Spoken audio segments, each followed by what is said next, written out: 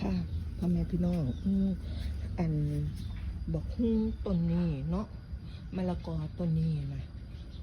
ป้าคิดว่ามันสิเป็นตัวผู้เด้พ่อแม่พี่น้องกลับกลายเป็นโตเมียโตแม่มีหน่วยอยู่พ่อแม่พี่น้องมันก็สิคือคนบ่คนจอยคนน้อยบ่พ่อแม่พี่น้องปะตุยกับปีก็คิดเด้ว่าบ่เป็นหน่วยเด้อบ่เป็นหน่วยดอกก็สิก็คิงโลดละบ่เอาไว้แท้บัดนั้นก็เห็นออกอีกนี่หน่วยหนึ่งพ่อแม่พี่น้องนั่นหน่วยหนึ่งนั่นล่ะเป็นไปออกเด้อฉันบ่ออกบ่เป็นหน่วยอีกนี่มาเลี้ยงคักเอาทิ้งโลกจ้ะแต่จังสี่พ่อแม่พี่น้องจังสี่นี่ย่านบ่ติดหน่วยอยู่พ่อแม่พี่น้องเนี่ยมีกิ่งยาวๆอย่างนี้นี่ย่านบ่เป็นหน่วยดอกพ่อแม่พี่น้องย่านอยู่เดี๋ยวเขาก็ถามมึงกันว่า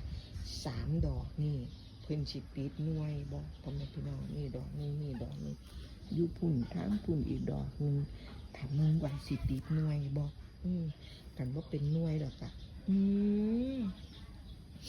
บ่เอาไว้แท้บ่เอาไว้แท้จัดการโลดพ่อแม่พี่น้องจัดการโลดนี่แบบกิ้งเพิ่นก็คือบักดำเนินเด้พ่อแม่พี่น้องแบบก้านสีเข้มเนาะก็คือดำเนินพ่อแม่พี่น้องมันสิดำเนินหยังก็บ่ฮู้แล้วพ่อแม่พี่น้องแต่ว่า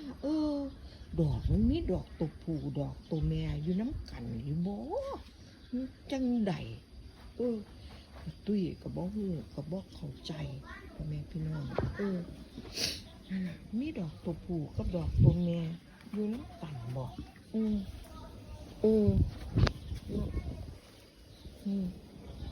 นี่ผมมีดอกตัวผู้ดอกตัวแม่อยู่น้ำกันกะเด้ฮู้แต่ว่าลักษณะของดอกนี่ก็พอสิฮู้แล้วคัน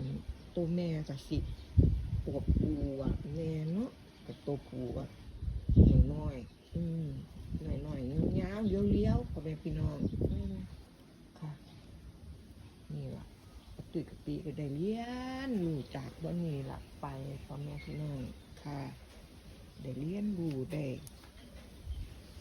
ไปว่ามันเป็นจังใดอีหยังจังใด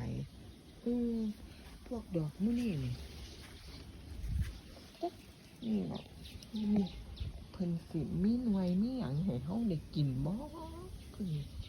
ยังบ่ฮู้ยังบ่เข้าใจพ่อแม่พี่น้องนี่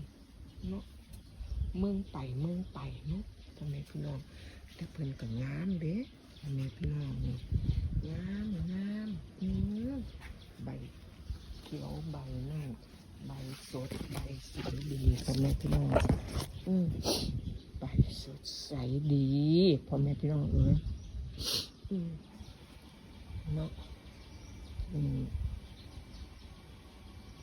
กับเมืองไปก่อนพ่อแม่พี่น้องมาจังใด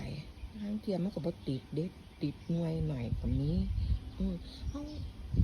แต่บักฮู้ที่เกิดเอาเองบักฮู้เนี่ยนี่มันสิดกเด้พ่อแม่พี่น้องเห็นอยู่บ้านอันยายจิตดกพ่อแม่พี่น้องอันนี้จะสิดกบ่ทำมือเขาจะถามมึงไปนะเนาะพ่อแม่พี่น้องว่าสิเป็นจังใดมามึงกับบ่ฮู้เนาะพ่อแม่พี่น้องค่ะคลิปนี้ซ้ำนี่เด้อพ่อแม่พี่น้องมามึงบักฮุ่งเฮียกันค่ะ